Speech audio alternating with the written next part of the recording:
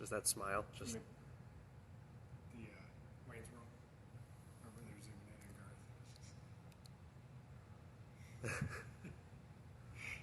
There's no reaction whatsoever. Right. He doesn't have his better half there. We're going, guys. We're just waiting outside. We had technical. Let's call it a technical difficulty. So. oh, we got one. Yeah. One. It's Marla. Hi, Marla. Just waiting on my better half. So, killing time, telling stories about nothing at all. So, that'll cut much. Right. Here we go.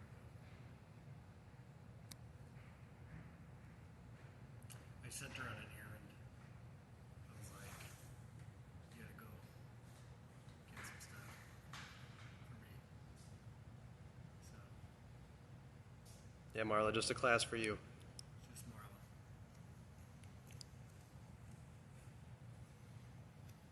Hey.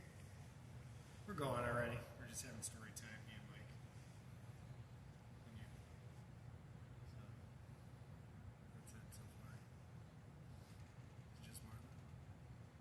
Alright. Well, maybe this will be one of those classes that doesn't last too long. Today we're going to talk about Scorpion Network.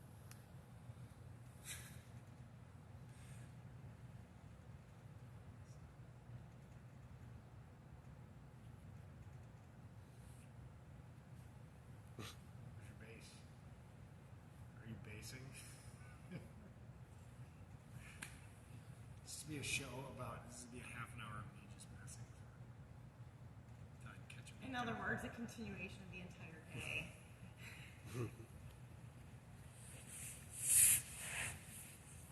We gotta do some jiu-jitsu because we're live, so we're gonna do. I have no idea. What's the one move that you always get caught with? What do you think? No. What? What's the one move I always get caught with? What's the one move you always get caught with? It's good enough.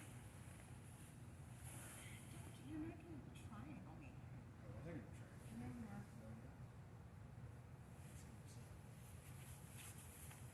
You're not going to lasso me. I don't know if you guys know Isaac from Chicago, but he one time referred to Sonya as a flow blocker, which I thought was hilarious. Flow block. Flow blocker.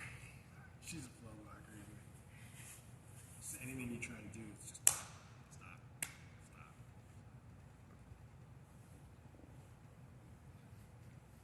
It's a good Q&A, guys. Awesome We got two. so far. Two people? Either one wants to ask a question. So. Three. There's I know, a piece I of have fuzz debris. because somebody leaves Kleenex in the washer. I don't know who it is. Somebody leaves Kleenex in the pockets of their workout pants. Maybe you should be working. My workout pants weren't even in this laundry, so It's remnants. it's not remnants. Clean out your washer. Don't stuff Kleenex in your pockets in front of the bottom. I know, I'm probably covered I in think you're just debris. messy. It's messy. You just like to shred Kleenex and throw them everywhere.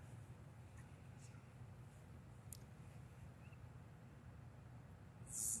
This is our domestic dispute of the week. Who left Kleenex in the laundry? And it would be Mark. No. It would be Mark. He'd say it's my fault for not checking his pockets before I wash his pants. You should push you out of frame. Everybody can see you. Break the wrist and walk away. Break the wrist and walk away. Works every time. Are you typing something? I'm trying to ask them to say some questions or something. You're like, do something because this is embarrassing. But it's hard to type and hold the camera steady Yeah, at you one don't have to time. do that. You could just ask. You could Fair. be like, ask some questions, like into the mic. They can hear you. Yeah, but I Probably hate, better like- than they can hear me. But then, like, you guys are talking, so I feel like I'm interrupting you. I'm not saying anything important at all right now. Let's just be fair. Like, there is nothing important happening in this Fair. online telecast or whatever you want to call it. Telecast. Telecast. Instagram Live.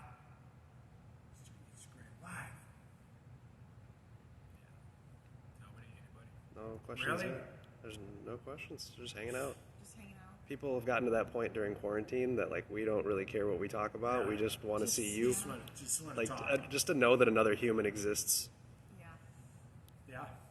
Mike and I had a cool kids class yesterday because there was only like 4 kids that showed up, and so we just screen shared a jiu-jitsu match and talked about it. It was actually kind of fun because we got to watch a jiu-jitsu match, but also we were like, what are they trying to do there? The kids were like asking good questions, so it was kind of fun. But I really missed that. I think that's actually like something that would be fun to do once in a while. We talked about it here. Is like watch like Yeah. a jiu-jitsu match or two and break it down and like talk about the ideas and the techniques of it. Kind of watch how refs score things because we talk about it all the time. And even if you're a competitor and you're on that mat, but you don't always know. You know, sometimes like I'll see people looking over at me like wondering why they didn't get points, or you know, you can't really stop in the middle of the match and explain it to them. But it's good to see those kind of calls sometimes and see where people think they got a call wrong, so we understand why. So, but it was kind of fun because the kids were asking all kinds of questions, and so it was kind of a good time altogether. You're talking about potentially doing that with like an adults class, right? I thought that would be cool to do with an adults class. Be much more engaging than the kids class. They understand it on a very basic level. But it was like what's he trying to do there? And they're like, oh, he's trying to stack pass. You know, like they knew the passing. Yeah. And then they saw like a real stack pass by like a real professional world champion, and they're like, oh, that looks really uncomfortable. And I'm like, but that's how it's supposed to be, right? Like, so they got to see some of that. Like, you know, 'cause you can't exactly like stack pass a 6-year-old and show them how it's supposed to be done. That's not. I mean, they signed the waiver. They did. Well, like their parents signed the waiver. Yeah. So, but you know, being on the receiving end and then watching it maybe and seeing really how it's done, where they see how uncomfortable somebody is, how hard it is for them to move. It was pretty fun. So, it's a good match.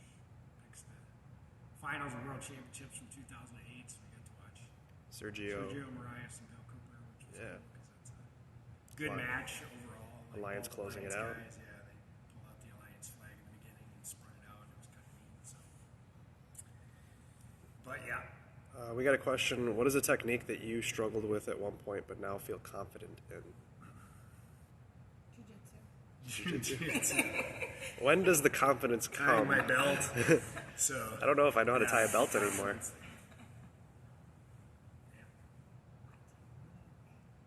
One in particular. Well, I know you talk a lot about how guard passing wasn't a big in thing for you general, until yeah, black is belt. Not a strong.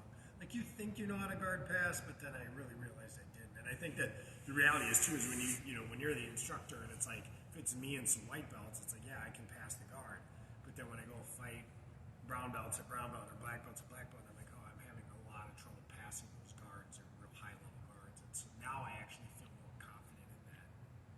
I can't honestly like. I was like Pan Ams a couple of years ago. I passed guard for the first time in a competition in a long time. Like it was just one of those things where yeah, I've passed guard more in competition as a black belt than probably any other belt. I think a lot of times with the younger belts, I was a huge guard player, and I submitted a lot from the guard, or I would sweep and I would play like positions, but actually like being more of a guard passer or having that like where I sweep and I'm like okay now I can pass and kind of understanding that. Yeah.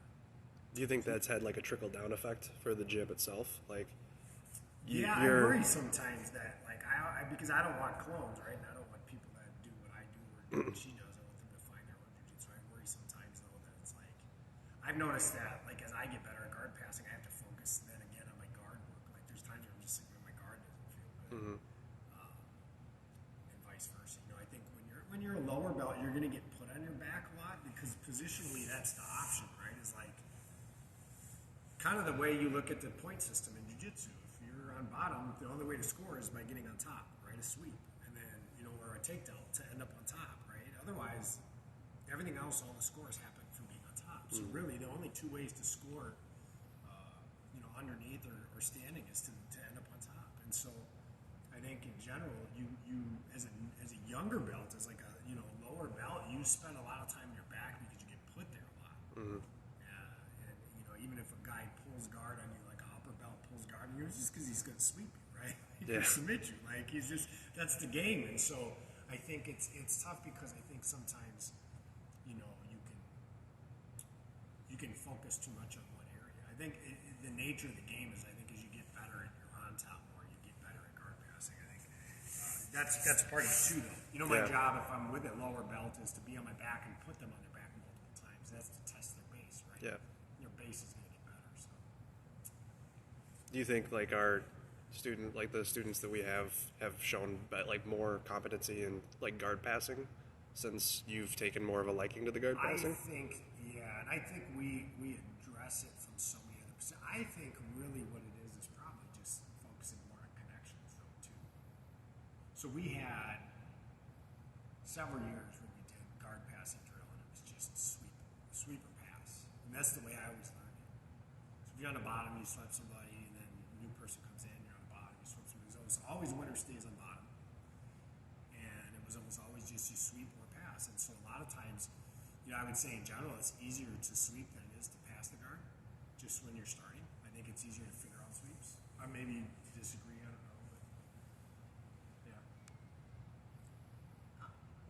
No, I think it's sweeps are probably Sweeps easier. are probably easier. That's why points Yep. are different for sweepers. Yeah, right. Sweeps are 2 and guard passing is 3, right? So And that, there's that makes reasons for sense. that. There's a reason that guard passing is worth more than a sweep or some of these other things, and that's because it's a harder. And I think the point system always kind of reflects that. So I think that drilling the way we used to drill, people got really good at the guard, and I think that's why I was really good at the guard. And if I pulled guard in a match, I was pretty confident that I could sweep. I felt confident not getting my guard passed. But in situations where I was on top and I needed to pass, I didn't have that confidence as much because we would always do winner stays on bottom, sweep or pass. So eventually all the upper belts would end up on the bottom, and that was it. You know, and then, so if you have a group of 4 or 5 people in the room, the highest 5 belts are on their backs. They've got the best guards already, but they're getting tons of guard work. Some of that's good for the newer belts, I think. You know, and I don't know. Like we changed it at some point because I noticed a failure. I know in myself multiple times where I lost tournaments where I would sweep and not be able to connect it to the pass. I would sweep and I would pause because that's the way we drilled.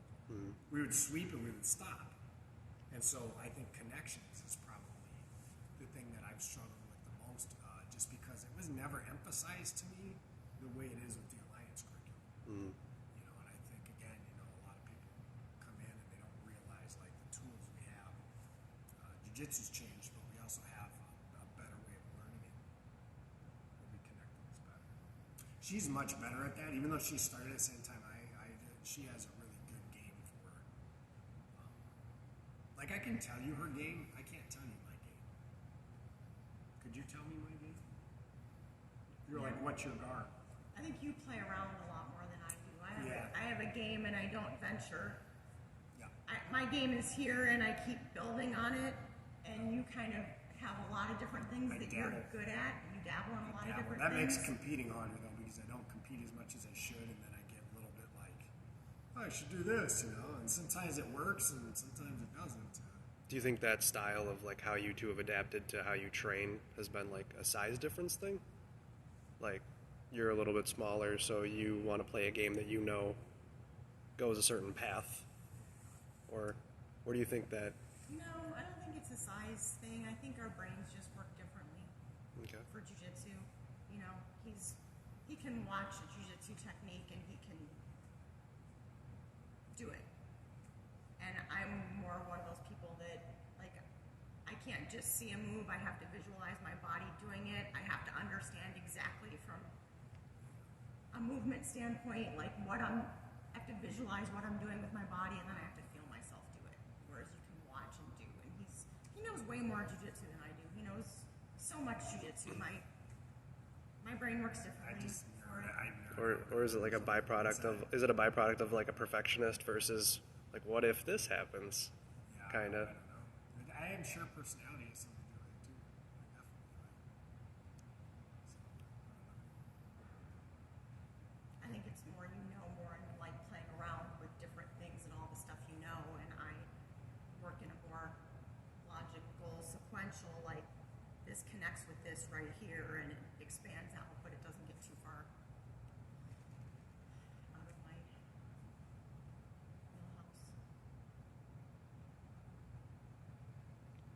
One of the questions we did get was, how do you keep white gis white? You only wear them for seminars and classes like this. You And don't Instagram sweat in Live. them, you don't bleed in them, you don't. Yeah, I only wear white keys to compete and for seminars for the most part. I don't really wear them to Yeah. train all that much. You got to have them. The black belts, we usually have to have them, especially in the bigger tournaments. You have to have a white and a blue gi. It's kind of what judo does too. And it's a good system because if you notice, and one of the reasons I actually wear the white gi when we do this is because of our judoing techniques. It's very easy to see white versus blue, and it also makes the ref very easy to see that versus like two guys in black gis. Man, you know what I mean? Like it's just a big black patch of gi, and you don't see limbs and stuff. And the reality is, like, some people will complain. They're like, "Oh, but I like wearing this, or I like wearing that." I'm like, man, I would rather have the ref get the right call, you know. And I would rather, if we're doing a technique video, to like see it perfectly and understand whose hand is whose. And you think that's not an issue, but then I remember, you know, Andy Aker and I once we shot a video. It's like a half guard Kimura trap type thing. And like I remember we shot it. We're both wearing our black gis, and like afterwards, we're like, oh, you know what I mean? We watched the video, and I'm like, that's garbage. Like you could see kind of, but you really couldn't see because it's two black gis, and you can't tell whose hand is whose. Two similar sized guys in black gis. It's like, whose leg is that? I don't know. And then the technique doesn't make sense. You know, it doesn't work. Yeah, really for refs calls, especially, I would prefer the ref got the right decision versus wear any gi. Whatever gi they want me to wear, if the ref gets the right decision, that's the gi I'm going to wear. You know, so. I'd prefer that over the belt as well, like the extra belt. Like Yeah. I feel like I should be allowed to take my belt off if I'm going to wear another belt. I agree. Yeah, the double belt thing's kind of, it's like an advantage, right? Because like your belt might start coming off, and then the other one's still on, and they got a good grip on something. Versus, you know, their belt comes off, their belt comes off. And unless the action stops, they have to retie it. So I think it's a little bit of a disadvantage for the person that has to wear that belt. It's a little bit less comfortable. So They're always like a kid's belt for some reason too. So like, yeah, The Can't leg- go around yeah. once, It can go twice, around I wrap it once. once, yeah. yeah, and it's just kind of, I think that, I mean, the system's fine. It's just, yeah, it's much easier, I think, to use a white and a black, or a white and a blue gi. You know, the problem is, I think a lot of people like to wear black gis and blue gis because they don't get dirty. So not as many people wear white gis, and then you can't really tell. Competition, like I said the one time, that I'll make sure I wear or have a white gi. I usually take one of each. That's Because if we have to have them, Yeah, that's a requirement at black belt, right? It is a requirement at some of the tournaments. I feel like I see more in competition, more people wear white gis, especially black belts, because I think it's traditional. Yeah. You know, it looks professional. Traditionally, gis were white. So A lot of people really like a the lot of white. people. I like to I mean, you look at compete, I don't think anybody could say, I've never heard anybody go like, oh, that's dumb. Like the AOJ guys, like you look at their academies with white, and everybody wears white gis, and it's like the cleanest looking academy. I think it's so professional on so many levels. You know,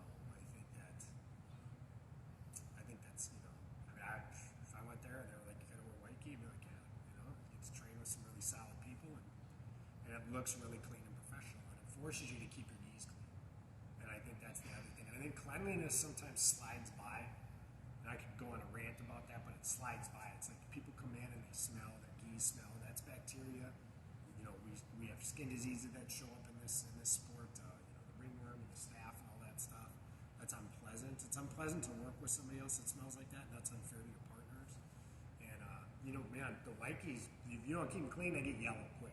You know what I mean? The yellow in the armpits and everything else, you just see. And so I think it forces people to be clean or buy new gis more often. Yeah, I think. Yeah. And I think we get spoiled a little bit there too. And I understand it's tough because it costs money to train jiu-jitsu, but it also does to do any other sport you do.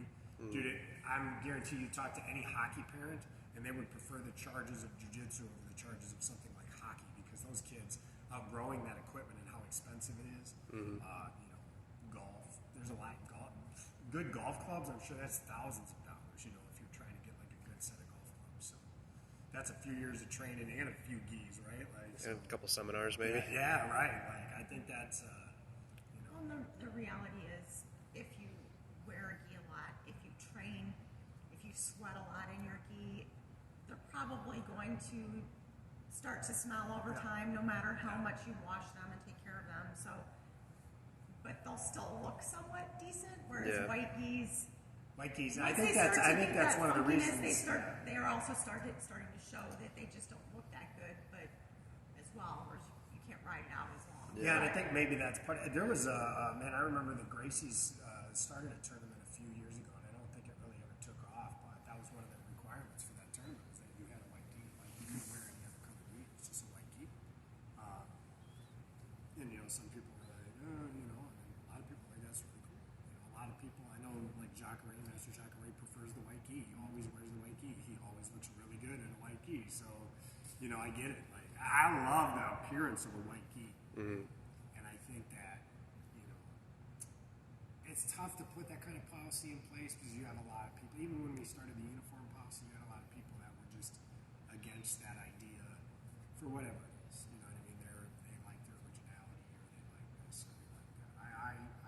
I wasn't a big fan of the uniform policy when we started, but it didn't take me long to really enjoy it because once everybody was uniform, it looks much more professional. Oh, yeah. And I think that taking that to where you have like the white gi is even further. I mean, when I look at the Art of Jiu-Jitsu Academy, I think that is like, if you had the perfect idea of what an academy would look like, in my opinion, that's one of the places where you look at it, you're like, that's, I mean, it is really pristine on so many levels, and I respect that immensely. It looks, it does look professional when everyone's wearing the gi. But I will say it also, and maybe people don't always realize it, it makes you stick out like a sore thumb When your gi's not been taken care of, or when your white gi is now really dingy and yellow, or when your blue gi is faded, or when you've got bleach spots on your blue gi. It's very noticeable, and it looks. When you tie-dye your gi, Andy Aker. Got him. Andy Aker had a brand new navy blue Keiko gi. It was such a nice gi too. And I think somebody in their apartment complex he was at, they must have left some bleach or something in there was some residual stuff. And so he was like, yeah, it sucked. He brought it in. It looked kind of cool. It looked was so like cool, kind though. of like it was like a tie-dye gi, and we were giving him a little bit of shit for it. But it was, it was unfortunate because they weren't a brand new gi. You couldn't wear it in competition. Yeah. Like that. So, and that's the other thing is, they do start to call you on that stuff even in competition.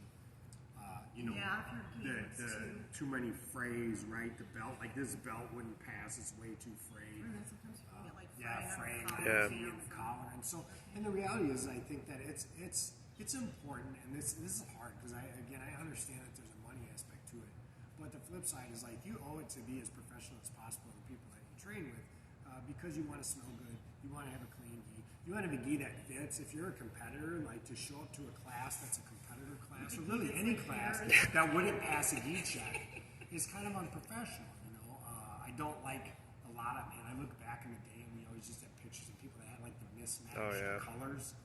Doesn't look very good, and now when you see everybody in like nice, clean gis, it looks really nice, and I think it just makes the academy a little bit more professional. I really enjoy that. Like I said, I wasn't a big fan of it to begin with, but I like it a lot now. So I really appreciate it. I would never turn back. I remember we had, Cabrini here not too long ago saying the same thing. He's like, if I open a new academy, I would just start that from scratch right away, set that ground rule. He's like, it's so much easier, if everybody just gets how professional it is.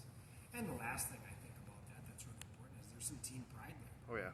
And I like the team pride. I mean, we're lucky to be part of the best team in jiu-jitsu. And that's not just rah-rah. Like, historically, we're the best team in jiu-jitsu. And we're creating history every day, and that's what people don't realize. It's like every year that we win the world championships again, that's more history.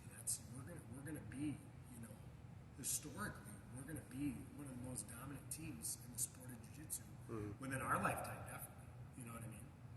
And so I think that's really cool. I think a lot of people take that for granted. I know one of the big things that Alliance they really want to focus on this year is just making sure everybody understands how important they are to the team. Not just them, you, and me, and everybody, every single person that sets foot in here, how important that is. To have a professional academy that's bringing up a high level of jiu-jitsu. And it's not just about winning. It's about selling the idea that anybody can do jiu-jitsu, that it's a welcoming sport that's professional, that's clean, that is friendly, and that is going to teach you real life skills. And I think that's without a doubt this stuff saves lives. You know what It I mean? does. It really does. You watch any Gracie breakdown video of these, police officers and everything else dealing with that stuff. And, this stuff saves lives. I know we always go back to the guy with the machete, that Yeah. video. Yeah. Yeah, all Well- that stuff. I mean, and really just even, there's been, police officers that are like, man, jiu-jitsu literally saved my life. Or it saved that guy's life. I didn't have to shoot him. Yeah. I was able to control him. Like, there's something to be said for that, too. I'm a huge fan of law enforcement working jiu-jitsu. There's been women that have come out and been like, I would have been assaulted, but I used jiu-jitsu. And it's like, man, if it saves one person, it's good, right? Yeah. Even like a step back too is like lifestyle changes. Yeah. How much that saved so many people. Yeah, diet, exercise, and really the real jiu-jitsu lifestyle. You know what I mean? I mean, I think that there's a real wide variety of what people would say the jiu-jitsu lifestyle is, but I think that when you really live the jiu-jitsu lifestyle, that health and wellness becomes very important to you. Exercise, keeping yourself healthy. It's not just about wearing a shoulder roll, sweatshirt, and Yeah, right. kind of trying to have a funky haircut. Says the guy with the mohawk My bad. to the lady with the mohawk, right? I don't know. He's just talking Well, smack yeah, now. haircuts, right? No, you know what I mean. It's like it's more than that, though. It's not an image thing. It's like it's not about being part of a scene. Yeah. The reality. I mean, you can be. There's the guys that got jiu-jitsu, everything. You know what I mean? And they talk about how much they do jiu-jitsu, and they're never on the mats. But then there's the people that just they show up every day and they work hard and they leave smiling, and they make good dietary choices when they leave, and they start to better their lives. They start to lose weight. They start to whatever this is. And the reality is, it's funny because we were having this discussion. That we're shut down right now and not considered an essential business, but the fact that people aren't learning self-defense, that they're not able to exercise to get their healthy, habits going, or even worse, to get their stress relief and some of the other things that really encourage them to be better individuals. I don't know that that's not damaging to them. You know what I mean? And so it's tough because I think some people like us that we want to be healthy for a living, this is essential to us. And no matter what happens, I've said the same thing. I'm never going to stop doing jiu-jitsu. This isn't going to stop me from doing jiu-jitsu. And I think that ultimately, if you love doing jiu-jitsu, it's like it is what it is. You're going to find a way to do it. You can't change your whole life because of this or anything else. We end up being like Capoeira had to do dance fighting to Yeah. make it look like it wasn't Yeah, right. a form of martial Like arts. it wasn't fighting. So. We did get a question. What are the biggest areas you want to invest time in improving? That was the first question. Then with that is in technique, athletic work, life, like any of the above. I don't know if they're looking for specifics or if you were to choose one of those things.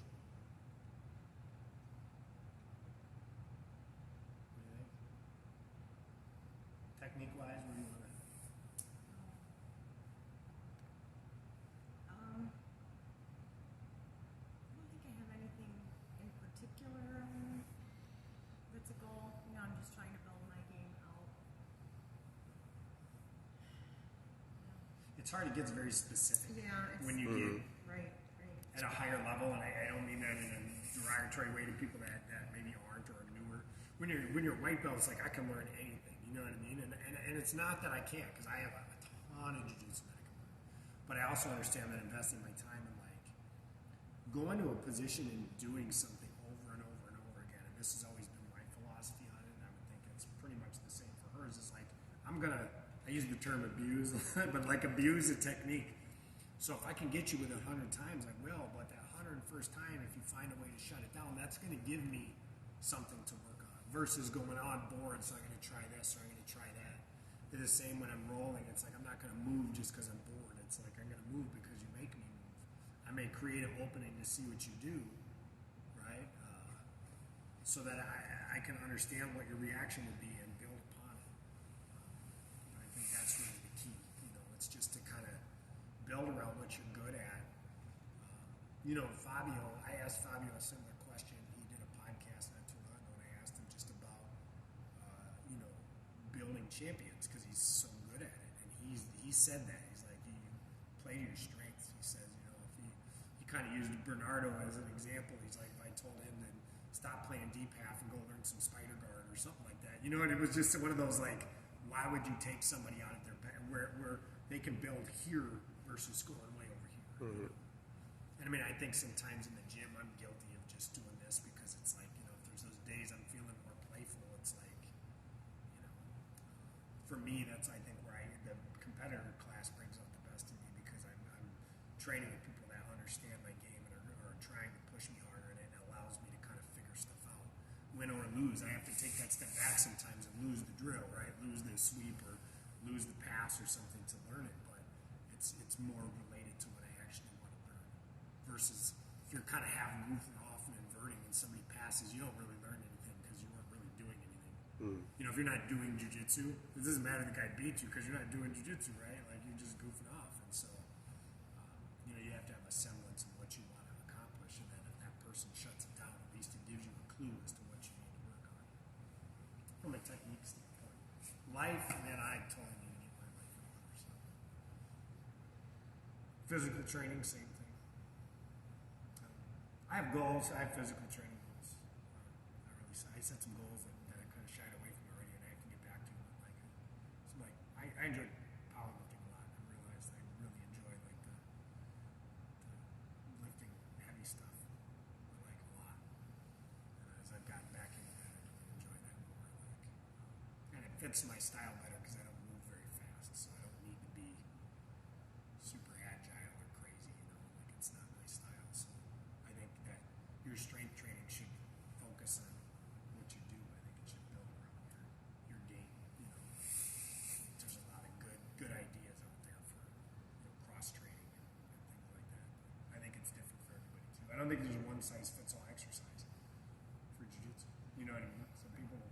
There's so many articles that would say otherwise. The top 3 exercises you need to be doing. You can't. So take Bernardo Faria and Bruno Malfacini and have them do the same workout. Right. They're not the same athletes, right? Like Bruno was a straight acrobat. Dude, I mean that guy is like, you know what I mean? He's a physical specimen on a different level. You know, Bernardo is very big, tall, strong. You know, but moves slower, has a different game, and I think that you couldn't take those guys and have them strength train or condition the same way either, because their games are different. You know? And I think there's magic in that. I think some people probably think there is a one size fits all. And I think you can take a certain type of athlete and probably put them in the same, the same boat. But I think it's hard to do that across the board, especially when you get into Saxon age and all that stuff. You know what I mean? Somebody that's a 35-year-old female and then an 18-year-old male, like that's a different strength training program probably. So.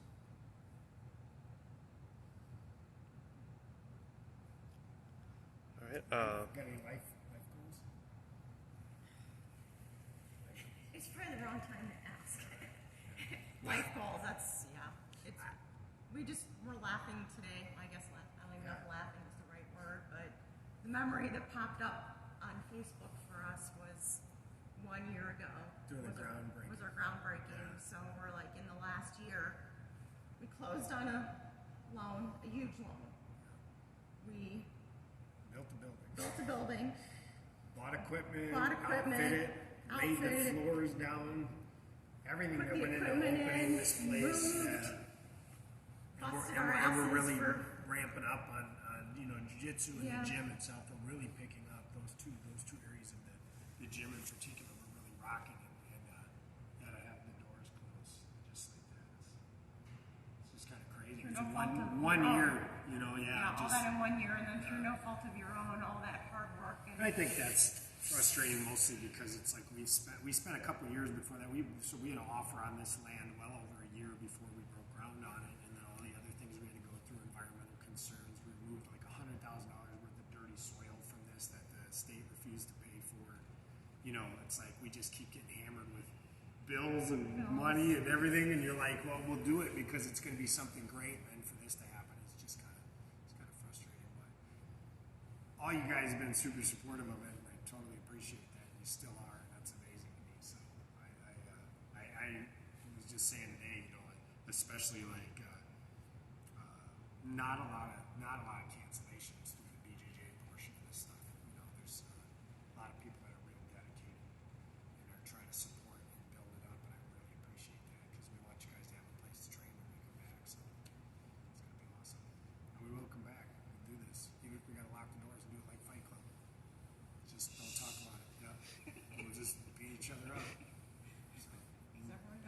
You get bruised up, you tell somebody you fell down some stairs. That's how it works, right? So, I don't know. Was there another question? Where can someone go to get the holes in their knees patched, or if they need to have a gi altered or repaired? Man, we were sent him to that Alternate States, but I think they're closed. I think they shut down, It's yeah. closing down, and that sucks because she did really good work. I'm gonna look into that because there's one lady I know, but like I think she like chain smokes cigarettes, so like I would always she would do really good work and it was really cheap, but I would pick the gis up and they smelled a little smoky, so that was always an issue. But she was not too far from us either, so I'll look and see if they're still doing. Yeah, Altered States was great. I'm disappointed in that lady. I think people don't fix stuff much anymore. We're in kind of a throwaway society, and so we're in a unique situation where. Yeah, I mean, if you know how to sew, like these sleeves, I shortened myself, not to brag about my own work, but it's pretty good. You've got some pretty good work. It's pretty legit. Like, look at that. That's me. So I shortened these about that much. And if anybody out there knows somebody that's got like a good industrial strength sewing machine and is a good seamstress or something and wants to make some extra money, hemming gis and because it's hard to do fabric wise. Yeah, it's thick fabric. The pants aren't so bad, but the gi tops, you need a good sewing machine with a heavy duty. Before the uniform policy, we used to always have to sew patches on too. So I had a few people. So we always had you have to sew the patch on your knee, and I would always require everybody that they had an alliance patch because I'm proud of my team. So we would do If that. anyone would like to be the team seamstress, That's what I'm saying. I mean, you don't want to add that to the list of things you do? I personally don't want to be that. You don't want to be I'm our... happy to show someone how to shorten sleeves, but I'm not looking I don't want to to do take on. that either. There's a lot of curse words if something goes wrong. So be good at what you do. I know you helped me like once or twice with a gi in the past when I ripped the sleeves up, Yeah. and then I ripped them again. I mean, pants. Yeah, you can patch them and sew them. Ultimately though, again, it's like if it's just the pants, yeah. But like if things are really starting to fall apart, maybe it's time for another gi. I know the good thing is that we are working on some less expensive options. Gis aren't cheap, especially if you want quality ones. As we found out when we first started doing this, it was like you kind of get what you pay for. Some of the people are like, "Oh, but this gi is super cheap." It's like, yeah, because it lasts a year tops. Like, and there's gis that I had some gis when I first started training that lasted probably 10 years. You know what I mean? That I wore all the time in training, but took really good care of. Kept them clean, and ultimately we just got to the point where doing all this, we got rid of them. But man, good gis Yeah. will last. We do have some more Less cost expensive effective. options, yeah. But the companies that we're working with now, Grips is really good. Fibra is really good. Coral is going to start making gis here in the U.S. Kibera, the KBRA, that's in Brazil. They make really good gis. So we have a lot of good companies. Keiko is one of the oldest in the game, and they're still making gis for Alliance, so that's cool. A lot of styles and sizes to choose from, so you should get the gi that you want, but you should make sure you keep it good. And if it's not, you should get another one. With COVID shutting down most of the world and events, what ways have you been cultivating jiu-jitsu inspiration for the new strategies, refining techniques, or the meta during this time? Or the meta during this time?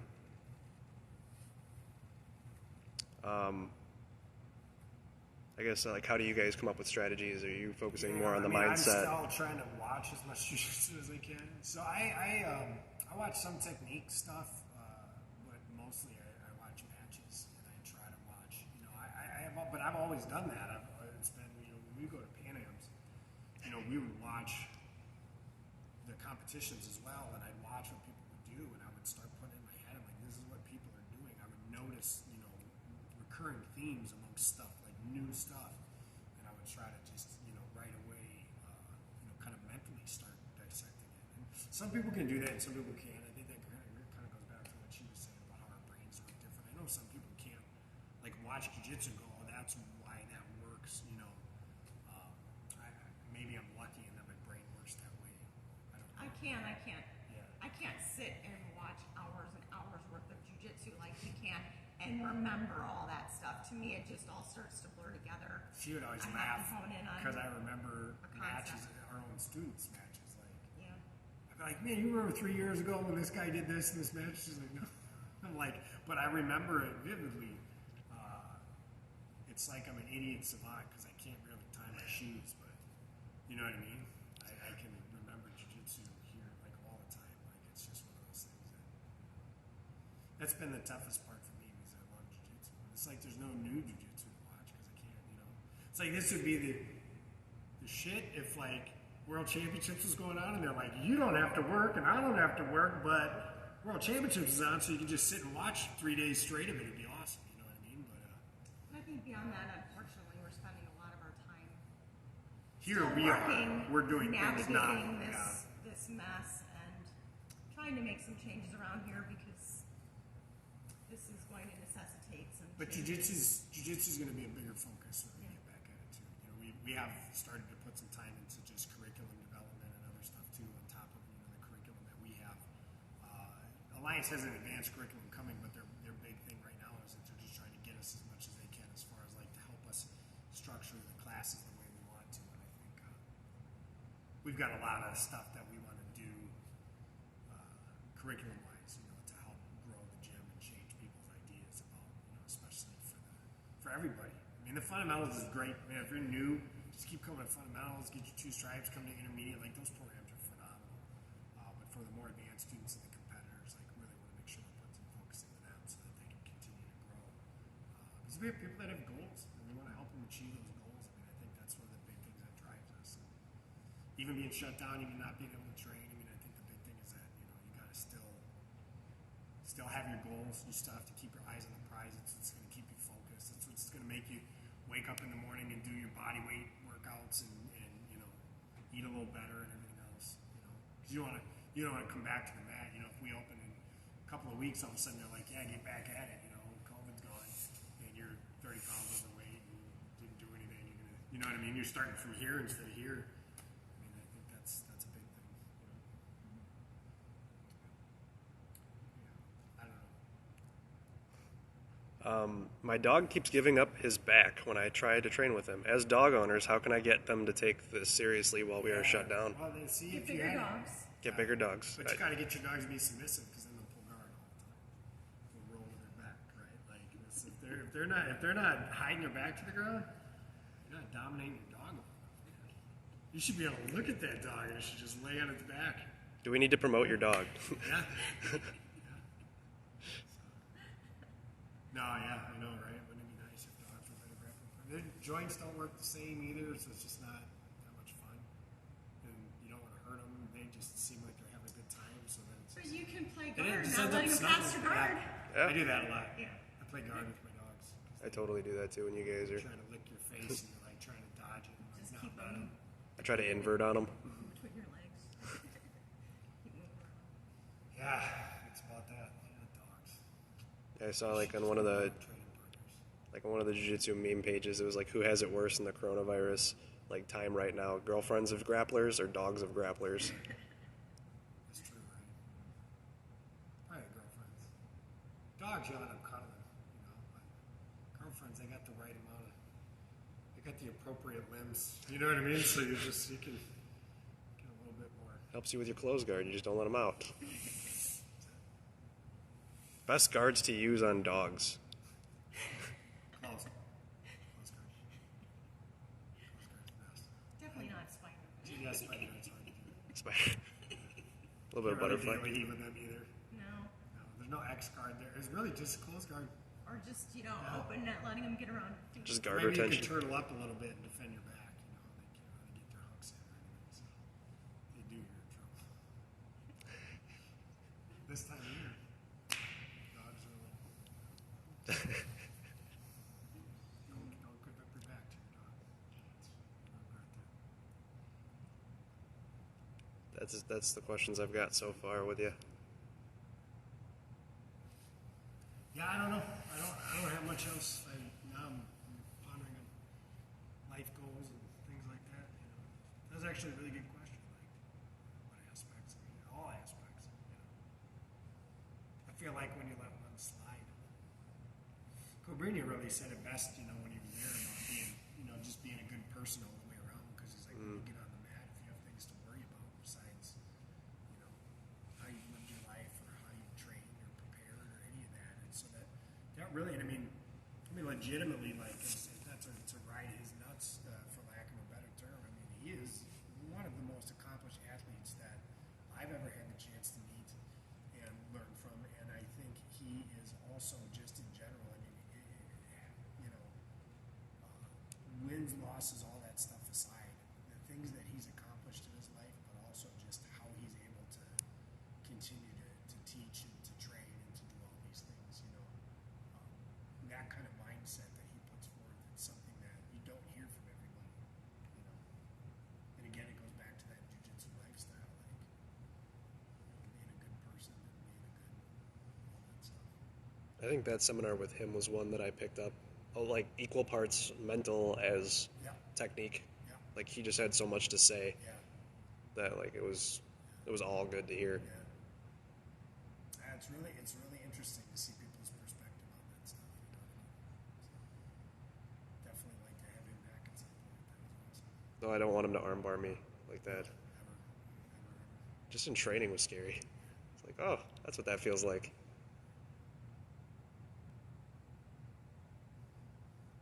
Is that it? That's all I got. All right. Probably everybody's tuned out by this point. They're like, where's the game? Go back to Hey, the if you ever want to dogs. see jiu-jitsu, I mean, we put gis on for a reason. We can answer all the questions you want, but it's supposed to be Q&A for like technique as well as life. So.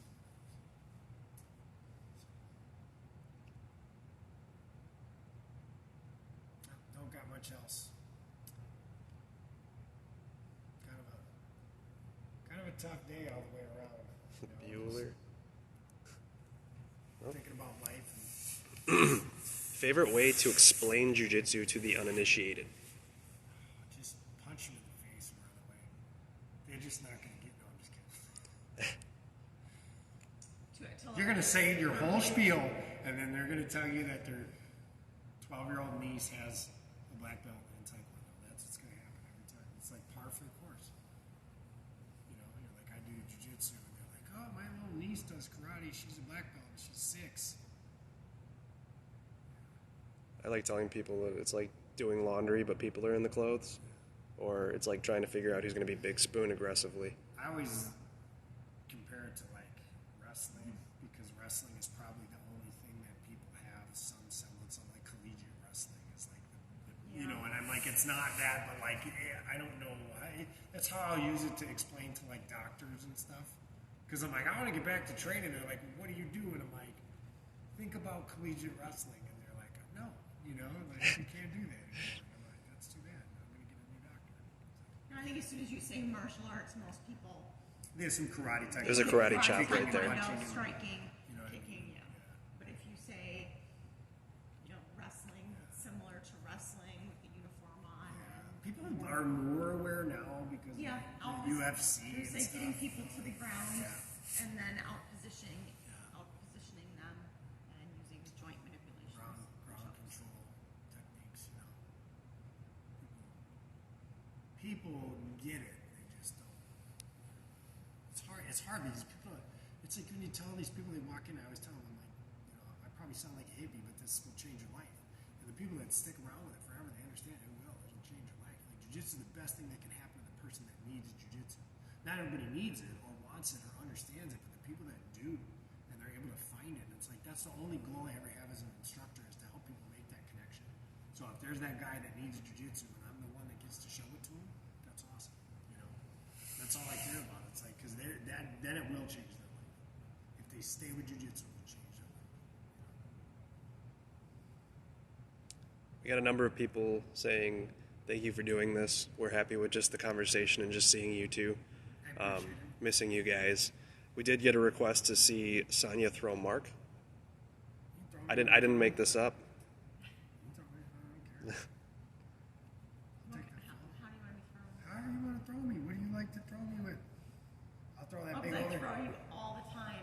You throw me in demonstrations all the time because I let you throw me because it's way more impressive when you throw me than if I throw you because then they're like, look at that big guy just beat up on that girl. That's what it looks like. Wait, that's what now? So that's why we always let her throw, because I'm like, look at this little girl throw this dude through the air. You know, you tell me however you want. How you want to throw?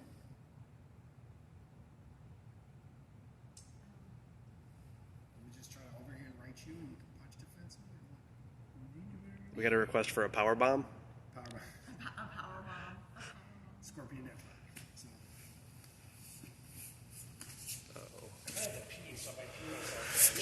That's gonna show up in that white gi pretty well. This is a big mistake with that white gi on. How you want to throw me? How you want to throw me? Throw me however you want. Oh my God. I forgot how it falls. How about if I just do a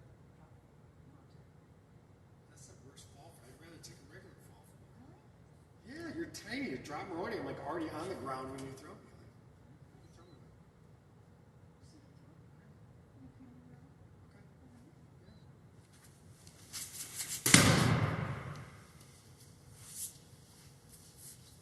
All right. And you didn't even see your pants.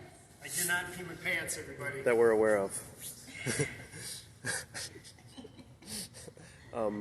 We did get a question that was, when someone tells you that their niece has a black belt, should you offer to fight them? Yes, absolutely. To the death. Possibly a catch weight. Possibly a catch weight. Yeah, I was kind of joke with people, like, you know, it's funny to kind of answer that with something like that. I remember one of the students is a purple belt. Somebody had mentioned that like their niece was a black belt, and he just responded, "I'm gonna be honest, I could mess up your niece." Yeah. No, that's so true. That's what's funny about it. I mean, the weird thing about it is too is like I value martial arts in general because I think people learn a lot from it. I think even sports like Taekwondo and karate, they have their place, and I think that you have a lot of people that learn a lot of stuff from that. You know, they gain flexibility and they gain respect, and there's a lot of good parts to those martial arts. But the weird thing about jiu-jitsu is it works. You know what I mean? Like, it's not like a lot of the other martial arts in the sense that, you know, I'm not saying that like somebody that maybe knows Taekwondo and somebody that doesn't know a thing, probably I would give a little bit of advantage to the person that, you know, because they're maybe just even more athletic. Maybe, you know what I mean? There's a lot of false senses with that. When I first started teaching, I used to teach out of a Taekwondo school, and we had that instructor come over one time. We were training MMA at this point. It was like 3 or 4 of us that were like just beating on each other, right? Like, and he's like, well, some of my students want to try this. And I'm like, we're really doing this, you know what I mean? And it's like, you have these guys come out and they try to hit you with like one of these, you know what I mean? And you just blast them. They've never been hit hard. No, I mean, it is what it is. Like, there's a real big difference between, like, you take a boxer and then a point fighter, and you have them start trading punches. It's different, you know what I mean? And maybe that's just my biased view, but it seems to be the one that's always been reinforced through 20 plus years now of training this and mixed martial arts, and you know. So the reality is the reason that the UFC did so well is because they put a bunch of people in there from different backgrounds, and jiu-jitsu won, you know. And then wrestling came along, and wrestling became a powerhouse, right? And then good strikers came around, modified striking, not the only person, and he's amazing to me, but the only person I've ever seen be effective really with the traditional martial arts is probably Leo Machida. And he's, dude, that's legit how karate should be. But he also, Fabio just did an interview with him, and he was talking about, you know, how he trained with this Japanese karate master that used to read from the Hagakure, you know, like the book of the samurai. Like, that's the whole philosophy he put into that guy. So that's like a different level of training. That's like ancient stuff, right? Like, not the way that people behave now. Real interesting book, by the way. It was funny because they were just talking about it on WhatsApp, and I'm like, yeah, I've read it. And I grabbed it again to flip through it because it's amazing to me, like, culturally, if you've never read about samurai culture, just how respectful and the honor and it's something totally different, you know. It's funny because when you were talking about life, whoever asked that question, that's exactly what I thought it was. Like, man, I could be a way better human being. So probably that's where I'm going to put a majority of my work in the next year, since I'm already pretty Anything else? I believe that was our last question that somebody asked. I think it's like almost an hour. You guys are crazy. Thanks for hanging out with us, I guess. Like, I don't have much else to say, but Yeah. thanks for throwing me. It's a pleasure. Always appreciated. Thanks for not volunteering me, guys. Yes. That was pretty cool. Usually it's Yeah, that was Usually weird. it's Mike. Can you choke Mike like You guys six not like different me? ways from every position? Now I'm insecure because usually I'm the one getting beat up. It's like, you guys not like me I anymore? forgot about you. Yeah. They just want to talk to us now. I get it. Yeah. Well, guys. We have abs class tomorrow morning. Abs class at tomorrow morning, 10 if you o'clock. can make it. What was the book called again? Hagakure. It's Hagakure. It's the Book of the Samurai. There's also, there's a couple of them out there. You know, that's a good one, but it's translated to English, and it's just, it's basically just lesson after lesson of how you were taught as a samurai. Everything from like tea ceremonies to just, to battle, to combat. It's the same as if you read, The Art of War, Sun Tzu, and some of these. There's some really good reference. Samurai culture provides you with a different kind of mentality that I think for combative arts is really good. But it's also just a really interesting look into how people who are willing to die for that belief and that, that honor, really how they live. And I think that's absolutely amazing. And we don't have that in our culture nowadays. So it's kind of interesting to read about. It makes you want to be a little bit different kind of person too. So my personal view. Yeah, somebody threw that question out right at the end there, so I wanted to sneak that in before it's great. Check it out if you can. Should be able to find it at most bookstores or order it online. I'm sure Amazon has it. So Hagakure. So, All right. all right. Abs class tomorrow morning? Abs class tomorrow morning, 10 a.m. Love you guys. Yeah, we're going to have more next week, so we'll keep it up. We do have more SFH stuff coming in if anyone needs protein powder. And people are buying up the soap. I'm just going to say that. It's going the quick. Soap's going pretty fast. And Ann Larson came in. She went up to all of you. She brought the dogs pig ears. Cow ears. Or the cow ears. Cow ears. Dehydrated like cow And ears. they love them. So if you're watching Anna Bananas, She's watching. She's going to shout out right now. yeah, She's spoiling them my dogs love you. So. All right, guys. All right, we'll see you guys Take care. See you tomorrow. soon.